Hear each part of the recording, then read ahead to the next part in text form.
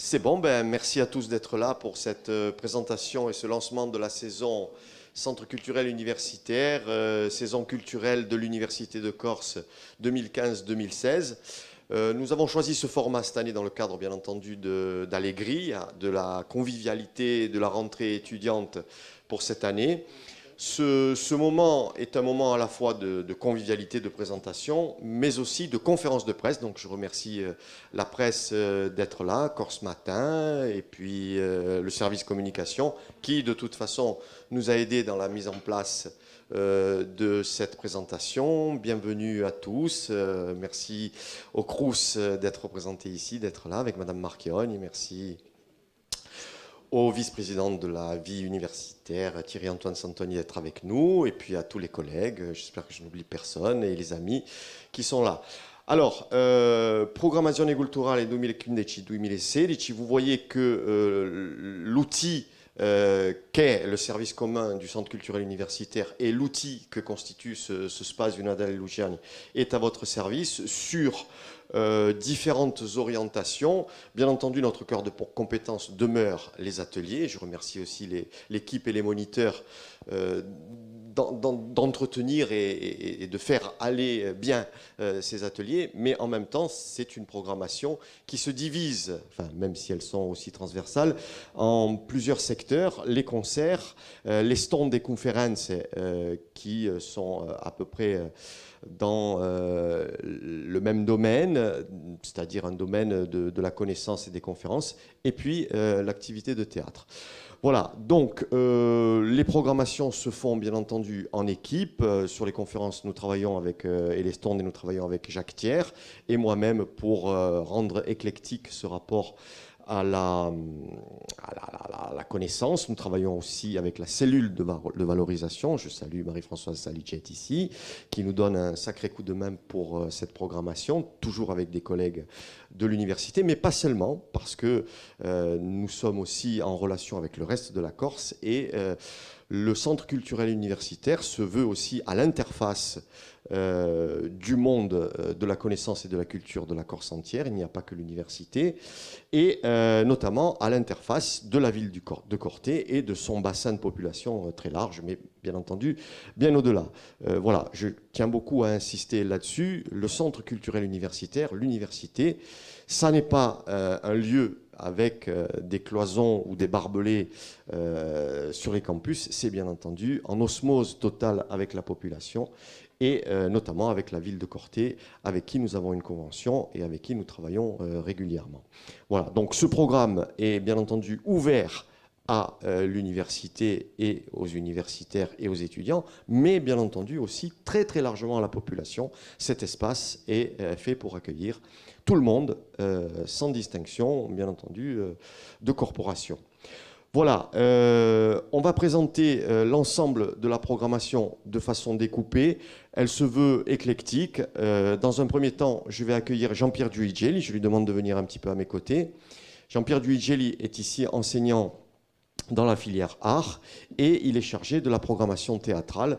Il va nous la présenter, vous l'avez sous les yeux ici pour cette saison 2015-2016. Il va nous la présenter en 2 mots et nous avons choisi aussi pour cette présentation une façon ludique et agréable pour vous mettre un petit peu en appétit. Chaque fois, nous accueillerons des intervenants où nous présenterons quelques échantillons. Ici, ce sera 2 sketchs en avant-première de la programmation. Je te laisse quelques minutes seulement la parole pour nous présenter cet ensemble-là. Et ensuite, nous verrons 2 sketchs, je crois, enfin 2 sketchs, 2 échantillons, 2 extraits pour lancer cette programmation. Merci à toi, Jean-Pierre. Merci Alain. Buonasera a tutti.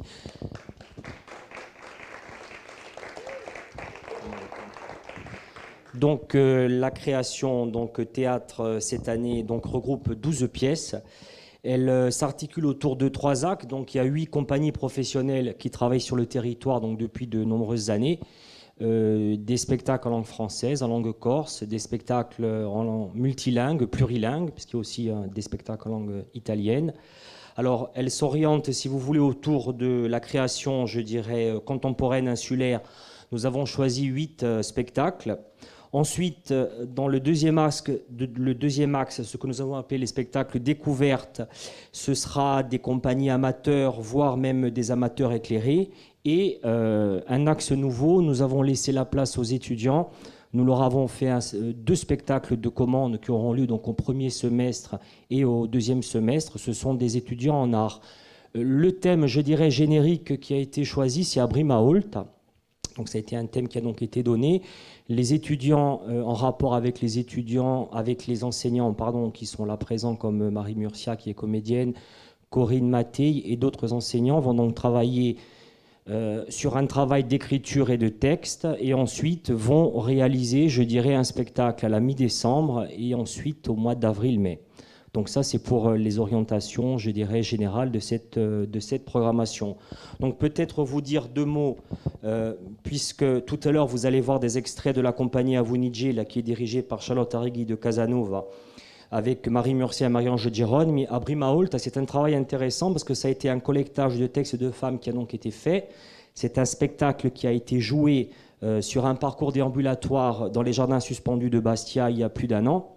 Et là, donc, ces trois personnes, ces trois femmes, donc, vont se joindre, je dirais, aux étudiants qui vont leur faire écrire donc, des textes, et ils pourront rejoindre, je dirais, le spectacle professionnel qui sera programmé dans quelques mois.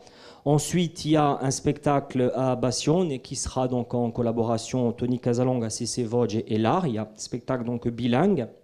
Rome l'hiver, Noël Casal, et un spectacle intéressant, puisque ce sera un professeur d'université qui, en 1938, Hitler et Mussolini lui ont demandé de le suivre pendant une semaine lorsqu'ils étaient en train de faire des visites dans différents musées de Rome et de Florence. Ensuite, un travail aussi qui questionne l'écriture contemporaine, puisque c'est un jeune de 35 ans, un jeune Québécois, Étienne Lepage. Ça s'appelle L'Enclos de l'éléphant. C'est Paul Grenier, le Théâtre, une troupe d'Ajaccio, qui va présenter son travail. Peut-être un spectacle un peu plus didactique, mais à la fois intéressant, puisqu'il retrace, je dirais, la grande histoire du théâtre avec les textes fondateurs. Ça s'appelle Brève histoire acadabrantesque du théâtre. Ce sera avec Helios Perdita.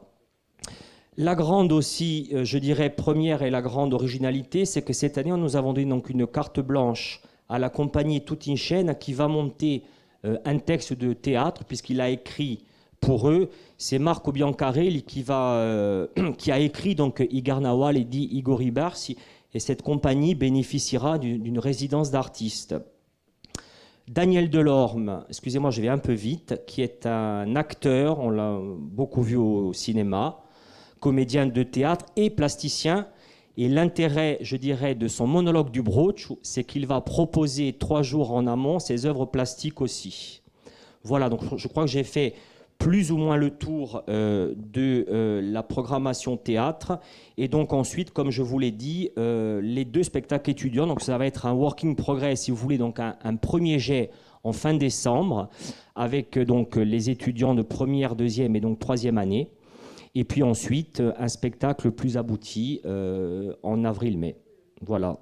J'espère avoir été assez complet. Excusez-moi, j'ai oublié aussi L'herbe rougit le chien dent, qui travaille plus sur une transversalité, qui prend en compte aussi les arts du cirque. Et c'est la compagnie Acrobatica Machina qui va se produire aussi dans quelques temps. Excusez-moi, je n'ai pas les dates en tête. Le 13 mars. 16, voilà. Donc les dates sont donc affichées. Voilà, donc venez nombreux et ne ratez pas demain soir le Roméo et Juliette parce que je joue demain soir. Voilà. Merci, buonasera a tutti. Alors, maintenant donc vous allez voir, donc on a demandé, donc toutes les compagnies ne pouvaient pas être là réunies ce soir, mais Marie Murcia et Charlotte Arrighi de Casanova nous ont fait la gentillesse d'être présentes ce soir, et Daniel Delorme aussi. Donc, mesdames, Daniel, monsieur, mesdames, monsieur, ils sont en train de se disputer. Les dames d'abord, tout à fait. Oui, alors nous, on a aussi avec nous Céline Vincent et Fiora Capitone. Voilà. Marie-Ange Giron n'a pas pu venir, merci. Donc nous vous écoutons pour ce court extrait, donc Charlotte et Marie. Oui, vous allez voir, on va vous écouter. Merci. Merci.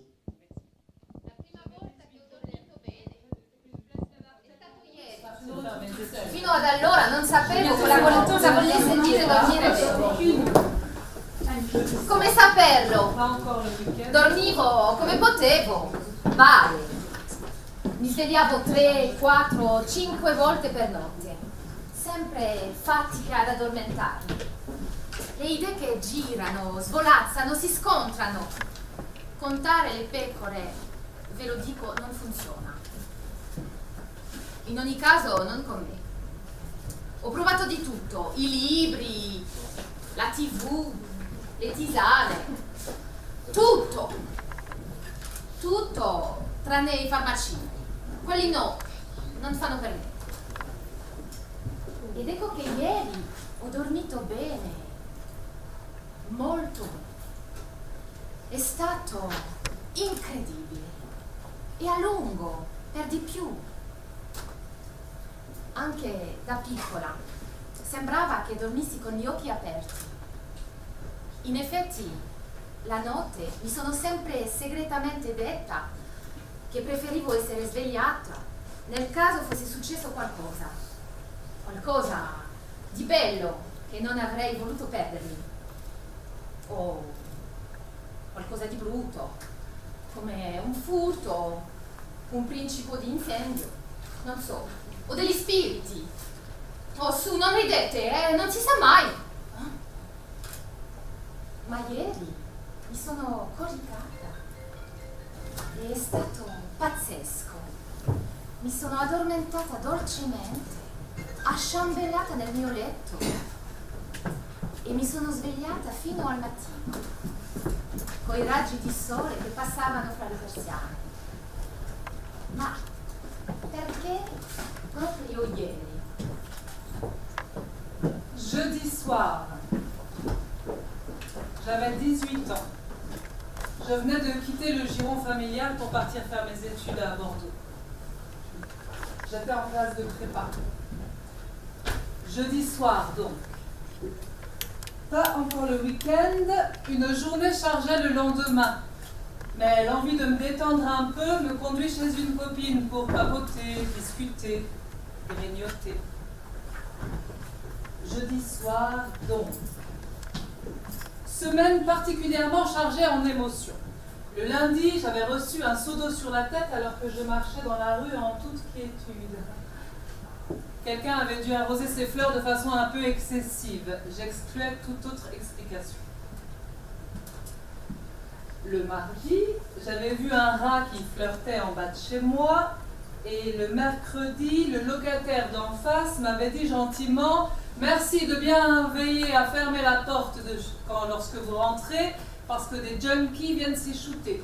Ils laissent traîner leurs seringues, c'est un peu dangereux, vous comprenez ?» Jeudi soir, donc, j'hésite encore à rentrer chez moi ou à dormir chez Marine, ma copine. Il est 1h du matin et dans un dernier élan, je lui dis « À demain, tant pis s'il faut que je marche encore un peu. Je préfère me réveiller chez moi, tranquille, sous la douche, avant de me rendre en cours le lendemain. » 40 minutes à sillonner la ville. J'arrive dans ma rue. Devant mon immeuble, une silhouette. C'est quoi ça encore? Ma semaine me revenait en tête, le seau d'eau, les rats, les junkies. C'était quoi ça? C'est qui cet individu qui fait le pied de grue en bas de chez moi? J'ai pas envie de ça. Mon problème, c'est que je place la barre tellement haute que je me retrouve toute seule. À bientôt 50 ans, je n'ai dans mon entourage proche aucune amitié qui date de plus d'1 an. Pourtant, je me lie aux autres avec une facilité déroutante. Je rentre dans leur vie par la grande porte. On me prête toutes sortes de vertus qui guérissent miraculeusement des failles, des bosses de la vie, des fractures émotionnelles et des égos rabougris. Mais le temps joue contre moi. Il me démasque. Dès que je sens mon pouvoir de nouveauté décliner, je disparais. Je disparais de leur vie avant que la déception que j'incarne ne m'explose à la figure. Non. Je ne suis pas la solution miracle. Non, je ne réconcilie pas les opposés. Non, je ne vous aime pas, malgré vous. Non. Je disparais. Et la haine fait son entrée magistrale, telle une actrice qui est belle, qui le sait, et qui cabotine parce qu'elle est mauvaise. Bon, c'est la merde.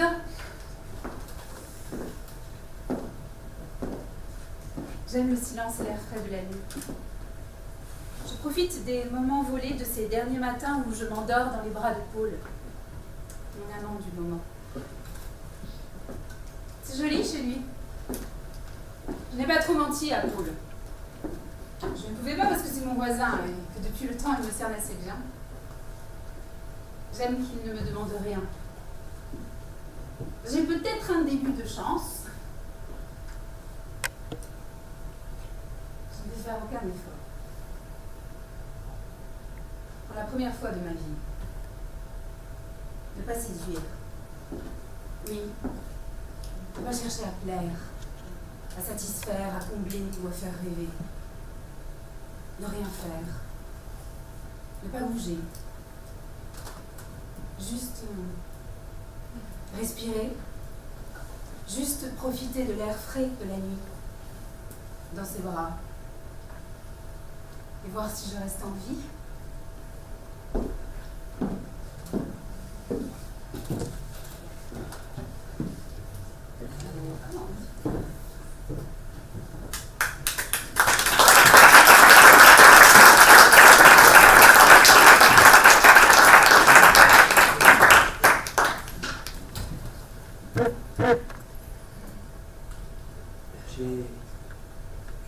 J'ai plus de souvenirs que si j'avais 6 ans.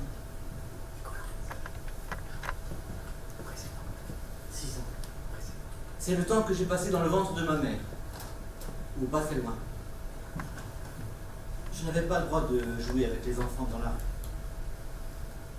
Je m'en fichais. De toute façon, j'étais bien trop occupé à promener mes doudous dans mon camion-benne qui servait d'autobus. Faut dire qu'avec maman, nous avions des transports en commun. Sinon, je faisais des châteaux forts avec des documents en bois. Et puis avec les figurines qu'on offrait avec la lessive, les petits bonhommes en plastique, je ferais d'immenses traversées du désert, de la table de la salle à manger. Les plis de la nappe faisaient des dunes. La table ronde était un monde. Le monde. Et au bout du monde, il y avait la terre promise, la fenêtre qui donnait sur la mer.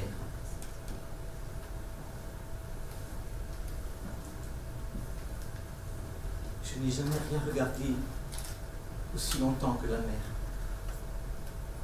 Longtemps. Et par tous les temps. Je crois que j'ai vu tous ces visages. Et puis, je me souviens que plus tard, je pleurais. Maman, maman, la mère a disparu. Mais non, chérie, elle n'a pas disparu. Il fait nuit. Ah, il fait nuit. Et puis enfin arrivait l'été. Ah, l'été. J'embrassais l'aube d'été. L'odeur iodée de la plage de Figadio m'enivrait. Les pierres brûlantes râlaient sous mes pieds nus. Et je connaissais chaque rocher par son prénom. Et puis, Lise, mon bateau de pierre, je regardais à bâbord sortir les cabanons bleus des barques multicolores qui filaient vers le large. À tribord, il y avait le bar de la plage qui chantait « J'ai un problème. J'ai un problème, je crois bien que je t'aime. J'ai un problème, je crois que je t'aime aussi. »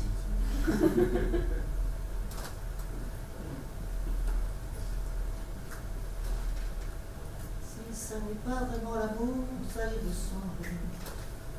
Quand je m'éloigne, toi tu te rapproches un peu. Si ce n'est pas vraiment l'amour de vivre ensemble, Ça lui ressemble tant que c'est peut-être mieux. Ça lui ressemble tant que c'est peut-être mieux. J'ai un problème avec cette phrase. Ça fait 40 ans que j'essaie de la comprendre. J'en ai parlé à un ami qui est comédien sur Paris et qui suit le psychanalyse depuis 40 ans. Il m'a dit de ne pas m'inquiéter.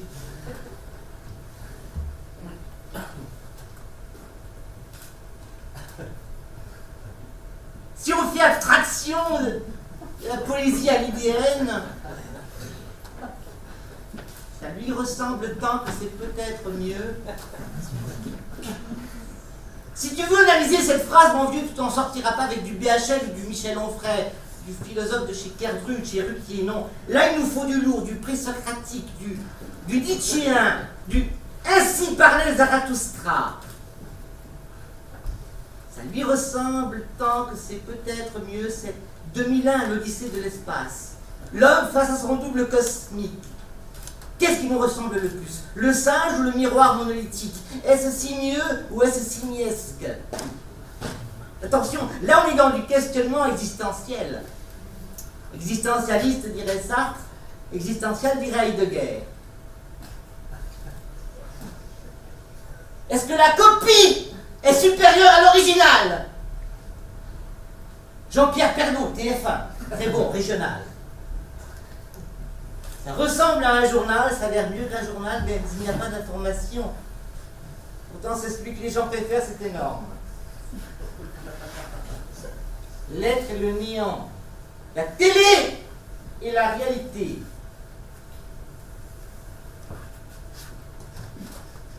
Nous sommes arrivés, mesdames et messieurs, à l'époque paroxystique de la confusion entre le visible et l'intelligible. La confusion entre le visible et l'intelligible. Là, je vois qu'il y a des gens qui sont complètement largués. Là-bas, au fond, le monsieur peut rentrer chez lui. Lui ressemble tant que c'est peut-être mieux. C'est Roland Barthes qui en parle le mieux dans les fragments d'un discours amoureux. Il évoque la contre-image de l'objet aimé. Oui, bien sûr, chérie, je t'aime, je t'adore, mais est-ce que je ne serais pas mieux avec quelqu'un qui te ressemble? Ta sœur, par exemple? Ou Shakira? S'habille exactement comme toi, comme une tepue, mais elle, ça lui va. Te ressemble-t-on et c'est peut-être mieux? Je te quitte et c'est peut-être mieux et ça nous ressemble. Enfin, cette phrase, c'est du pur Johnny. Et Johnny, c'est comme l'opéra. Faut pas comprendre, faut écouter.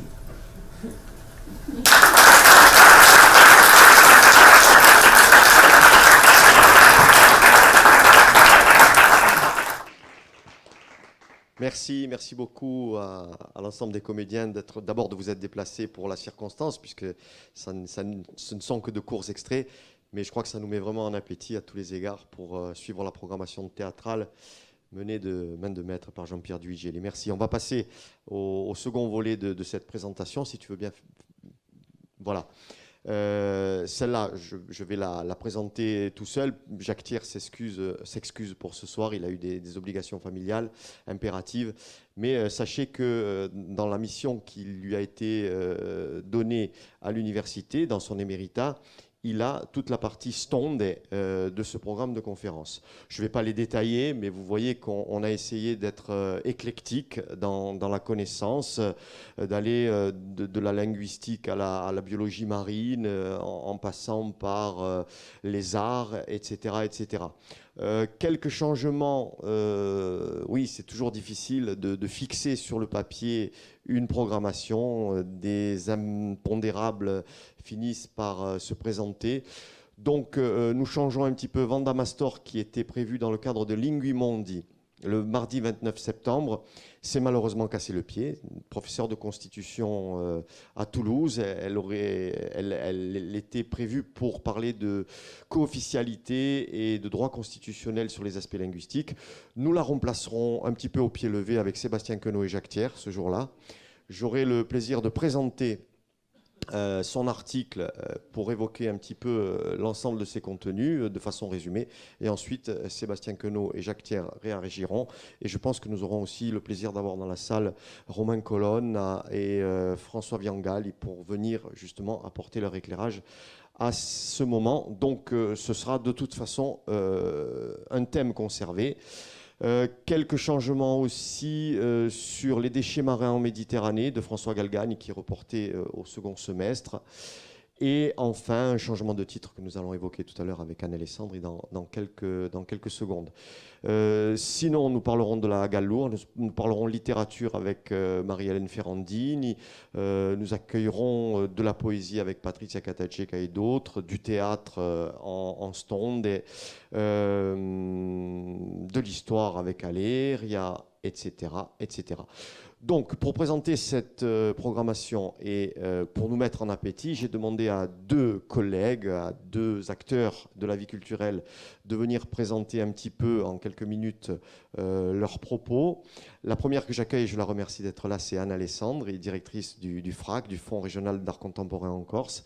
Elle nous fait le plaisir d'être là et c'est pour montrer aussi, elle symbolise un petit peu notre ancrage sur la région, sur la ville de Corté. Et alors, le titre a un petit peu changé. Anne, on va projeter la diapo suivante. Tu peux venir avec nous quelques minutes, nous dire 2 mots. Je crois que je n'ai pas fait d'erreur en présentant cette diapo et sur le fond. Voilà, juste 2 mots et encore merci d'avoir accepté de participer à notre programmation en tant que présence à Corté, mais aussi présence régionale. Merci Alain. Vous n'allez pas me demander de faire un sketch parce que bon, alors oui, je vais parler de. J'ai changé le titre parce que il me semblait que c'était important de présenter la collection dans son lien avec son territoire. Donc tous les FRAC, les fonds régionaux d'art contemporain, ont un projet particulier. Et je l'ai dit il y a peu de temps, peut-être que pour la Corse, c'est peut-être plus simple puisqu'on est un territoire qui a une identité tellement forte. Donc mon intervention, ça sera de parler de la collection, mais surtout de montrer à quel point elle a son ancrage dans ce contexte et combien elle crée des liens avec ce qui nous occupe le plus, c'est-à-dire les questions de territoire, d'identité et aussi la vaste question du paysage. J'espère pouvoir venir avec 2 artistes qui pourront parler de leur expérience avec nous et aussi de leur expérience à l'intérieur du FRAC, puisque certains ont fait partie des conseils d'experts pour le choix des œuvres. C'est une collection qui n'est pas aussi connue qu'elle pourrait l'être, mais heureusement, elle est de plus en plus diffusée grâce à d'excellents partenariats. Et le dernier en date, c'est celui que nous avons fait avec Bonifacio. Et voilà. 12 500 entrées pour l'expo du FRAC. Voilà. Donc on a l'occasion de montrer cette collection sous différents aspects, puisqu'elle a des lignes historiques et puis des lignes thématiques. Et puis bon, ce sera aussi l'occasion de montrer que les œuvres ne sont pas obscures et loin de nous, mais au contraire, qu'elles s'adressent à chacun et qu'elles font appel à ce que nous avons de plus vivant et de plus immédiat de notre culture. Merci Anne, je crois qu'on peut l'applaudir. Merci. Et donc, rendez-vous tout début décembre pour justement découvrir et nous ouvrir à l'art et à l'art contemporain en particulier. Les conférences de l'université, c'est aussi des collègues de l'université. Je remercie encore une fois la cellule de valorisation de nous aider dans ces choix programmatiques. Et j'accueille maintenant, diapo suivante si tu veux bien Nicolas, j'accueille maintenant Pascal Auberti qui va nous dire 2 mots. Pascal Auberti, bien entendu, maître de conférence HDR à la faculté de sciences économiques, spécialiste des aires marines protégées. Il fait le lien entre les sciences économiques et les sciences de biologie marine. Et c'est ce qui nous intéresse au premier chef parce que, bien entendu, la transversalité est toujours très, comment dirais-je, positive dans le monde de la science. Après, ça se discute, mais on ne va pas se faire un débat épistémologique ce soir. Merci de venir participer à cette programmation et avec cette diapo, nous dire 2 mots sur ce que tu vas nous présenter le mardi 19 avril à 14h exactement. Merci beaucoup Alain pour cette invitation. Oui, effectivement, donc on anticipe un peu, puis c'est pour avril. Cela dit, c'est quand même bien près à l'esprit. Je ne ferai pas de sketch. Je ne suis pas artiste, mais il y a peut-être une dimension artistique présente dans le paysage, notamment à l'extrême sud de Bonifacio. Donc la thématique concerne en fait l'objectif de développement durable, dont on parle beaucoup.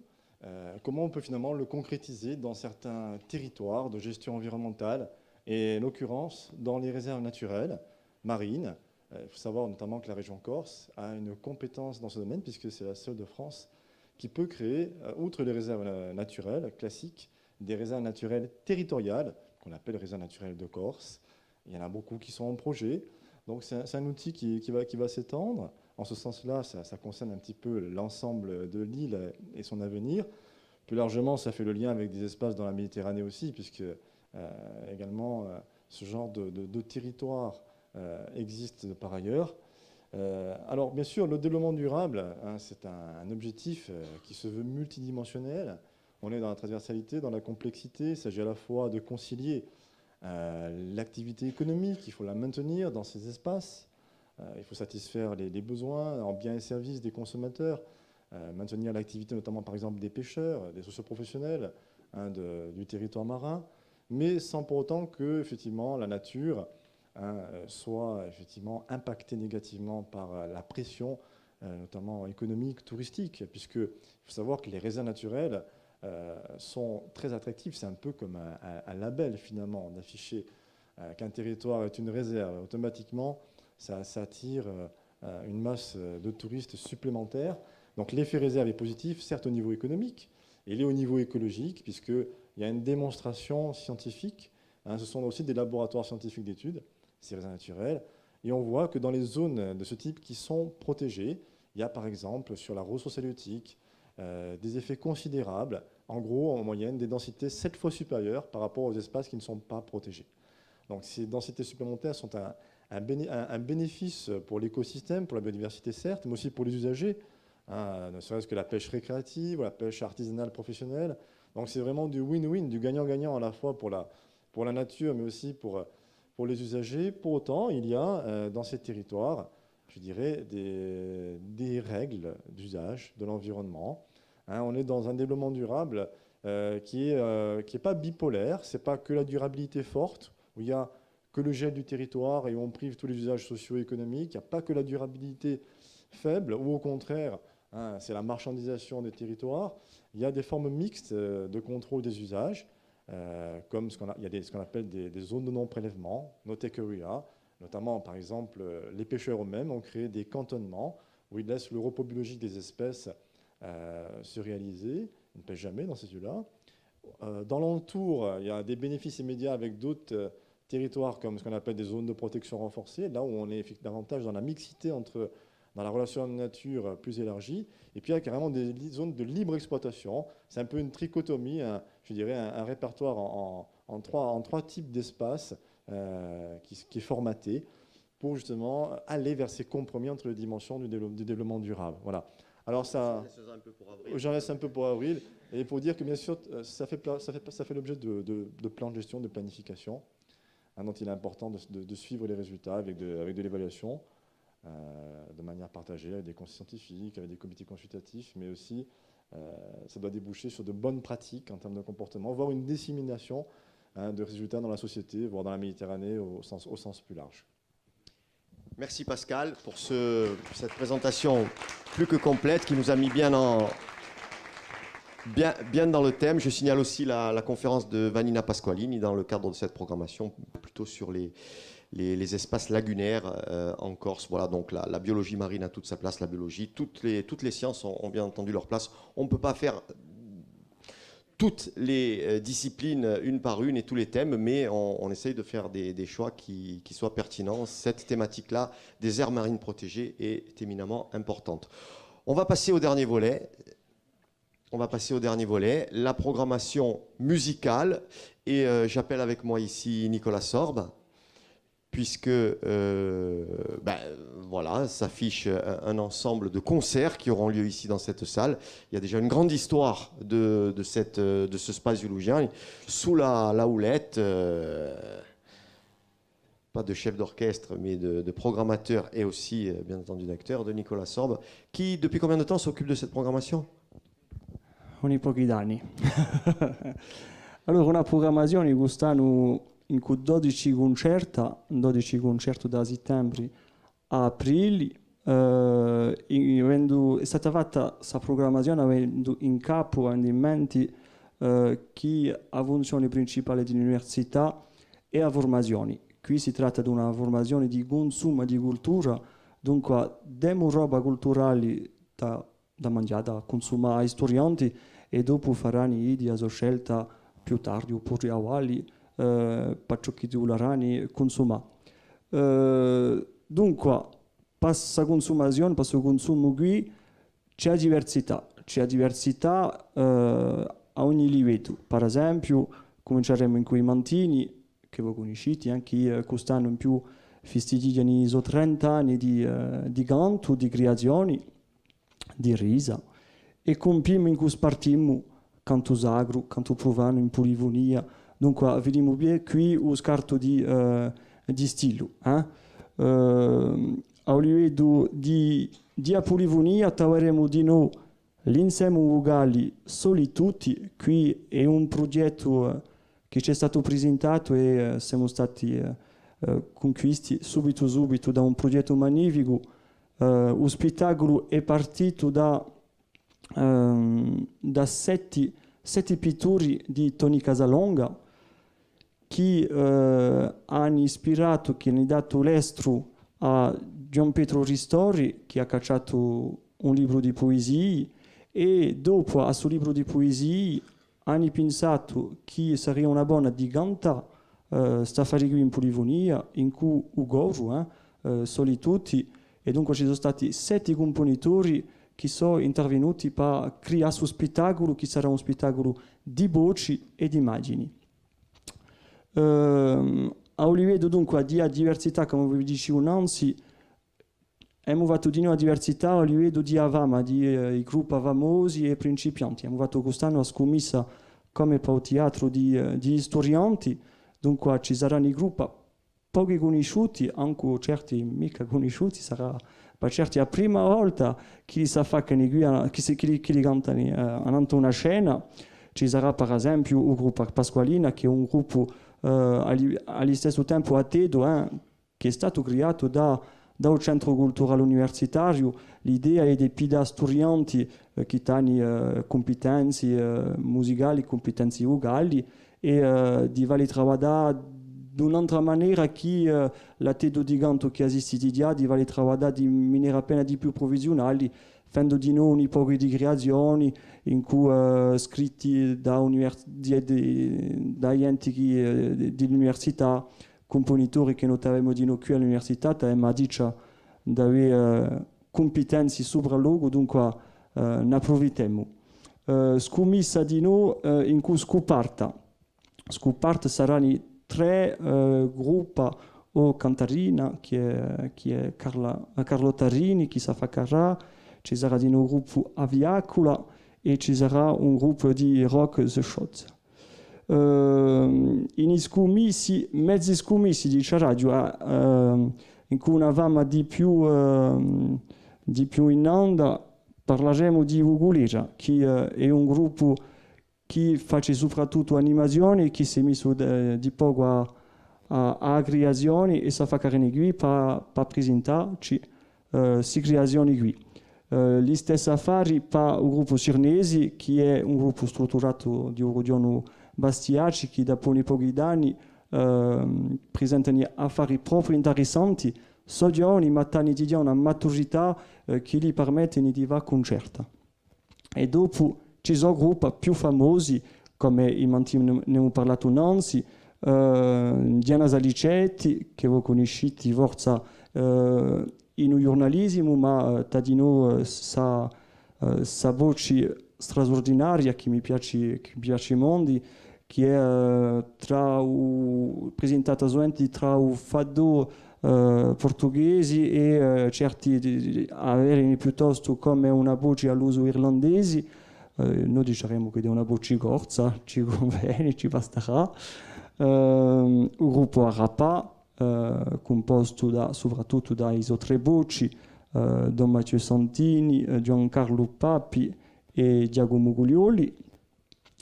Pietro Guelfucci che non presentiamo mica, ma non ha mai cantato solo in questa scena qui, era come una mancanza, era venuto qui per cantare in 5 voci, qui dunque sarà un spettacolo di Pietro Guelfucci. Mi manca un gruppo, mi pare che del gruppo Vitalba, e penso che per presentare un medo sarebbe di cantare, forza. Ben voleva cantare in tutta Vini, se voi permettete, e come un c'è mica Don Matteo Santini che lui ha detto 2 parole, e mi ha passato due diapo per presentare, ecco, vabbè, per presentare, no, ma poi sta, perché è qualcosa che ci tenia monda a cuore e di apra giusto appunto su spazio qui, come l'ha detto Nicola, su spazio qui all'ambio cortinese, all'ambio corso, sui scoperti, eccetera. Dunque, voglio chiamare a Jean-Baptiste De Nobili e a Jacques Luciani, 2 secondi qui. Voilà, juste 2 mots. Donc je disais pour la presse peut-être que nous avons voulu ouvrir cet espace à la ville de Corté. Mais quand on dit à la ville de Corté, c'était vraiment dans ce qu'elle a peut-être, pas de plus authentique, mais dans ce qu'elle a d'identitaire en matière de musique. C'est-à-dire que moi j'ai connu Corté avant l'université et puis je peux vous garantir que ça chantait et ça chante depuis toujours. Donc, avec Jacques Lugiani et Jean-Baptiste De Nobili, ce sont des personnages hauts en couleur de la ville de Corté, et des amis en plus, on a voulu monter, alors je ne sais pas ce que ça va donner, c'est un pari aussi, hein, on a voulu monter une soirée qui soit tout à fait cortenaise et qui ait un petit peu des allures de cabaret, même si ça peut être complètement ouvert. Alors je ne sais pas qui peut nous peut-être Bati, deux mots sur comment on va faire le 25 novembre pour se faire plaisir. Bonsoir. Bon, le projet, oui, était vraiment très beau à faire, mais peut-être pas si facile, parce que on ne retrouvera pas tout le tissu musical d'hier et d'aujourd'hui à pouvoir vraiment reconstituer ce qu'était Corté à travers la musique de l'époque, à travers, je dirais, les voix cortenaises, les groupes cortenaises dont on parlera sûrement, c'est le groupe La Manée, là, vous voyez, là, qui est en photo, et dont le père de Jacques, qui était aussi, qu'on voit sur la photo. Voilà, donc on reparlera de ces moments des années d'avant-guerre où Corté était vraiment une ville qui accueillait au moins une trentaine de musiciens qui avaient fondé un groupe de mandoline, guitare et mandoline, dont certains connaissent encore l'existence, qui ensuite, bon, les morceaux se sont transmis d'âge en âge avec les nouvelles générations et on a essayé de conserver. Bon, pour nous, pour ce projet-là, on essaiera de retrouver, à l'appui aussi, quelques photos de l'époque à travers les personnages qui vont constituer ces instants, hein, qu'on essaiera de faire revivre. Et l'aide peut-être de Dominique Gambini, qui est connu pour son travail sur la mémoire et ses facultés sur le visuel et l'audiovisuel, pour pouvoir faire un beau spectacle sur Corté d'hier et d'aujourd'hui. Voilà. Vous voulez dire quelque chose, non, Jacques? Donc, vous l'avez compris, quelque chose qui nous tient vraiment à cœur ici. Et puis, bon, on fait un petit peu ce pari, à la fois de la mémoire et de l'actualité, mais surtout de la convivialité. Et pas facile, assai piacere. E io ci tengo e poi aspettiamo i cortinesi, aspettiamo anche a stampa per valorizzare questo momento qui. E Vitalba, si sa che sono cortinesi, e giusto appunto la transizione è fatta, posto che il gruppo Vitalba ci ha fatto piacere essere qui stasera. Stasera vuol dire di noi che ci fa molto piacere in una serata che noi troveremo a partasi da 8 ore e mezzo circa, dopo un piccolo pranzo che sarà servito qui sotto lo spazio. E in tutti i casi a ringraziare Caponanzi e l'appuntamento è preso. È chiappo, è chiappo.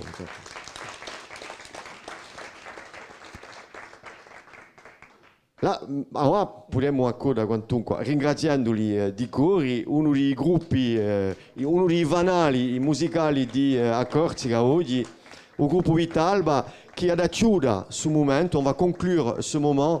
Merci d'y avoir participé. C'était une façon un petit peu conviviale de vous présenter les choses et de vous mettre un petit peu en appétit. On vous attend bien entendu nombreux lors de nos concerts, de nos conférences et de nos pièces de théâtre. Je remercie bien entendu tout le service com, la cellule de Valo. Je remercie le président d'être là et d'accompagner régulièrement ce service commun qui est à la disposition, encore une fois, de la communauté universitaire, mais un petit peu comme la communauté éducative au sens large du terme, c'est-à-dire la communauté corse au sens large, cortenaise, au sens plus restreint au territoire, au bassin de chalandage, comme disent les économistes. Et merci bien entendu à l'équipe du CCU, merci en particulier à Louise Miniconi qui nous accompagne régulièrement, responsable administrative du Centre culturel universitaire. Et on a une pensée bien sûr pour Jacques Thiers qui n'a pas pu être là ce soir, et à toute l'équipe des moniteurs qui sont à fond en ce moment. N'oublions pas que le Centre culturel universitaire cherche aussi à mettre en lien ce qu'il y a de plus visible, c'est-à-dire les concerts, les spectacles, les conférences, avec les ateliers. Et merci bien entendu à nos collègues qui collaborent à la programmation, Nicolas Sorbe et Jean-Pierre Duigeli, qui nous ont accompagnés ce soir. Penso che non scordate animo, buonasera a tutti, vi aspettiamo dopo per un pranzetto che sarà servito qui sotto e poi dopo per una serata cantata. A ringraziare la stampa di noi. Dopo facciamo un ritratto. Bidalga.